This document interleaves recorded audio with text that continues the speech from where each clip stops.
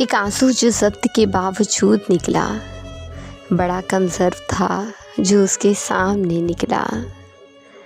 बड़ी बेदर्दी से होंठ भींचता रहा, भीगी पलकों को बार बार पूछता रहा। बिखरे वजूद को कैसे समेटा मैंने, मुस्कुराकर बस चुपचाप उसे देखता रहा। मगर कैसे, क्यों, हाय, यकदम माज़ी का मंज़र सामने आ निकला। वो हंसी यादों बातों को सोचने निकला।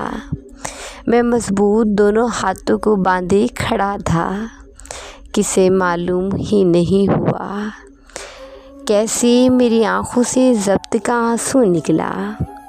अब डरता हूँ ये आंसू मेरी रुसवाई का समा निकला।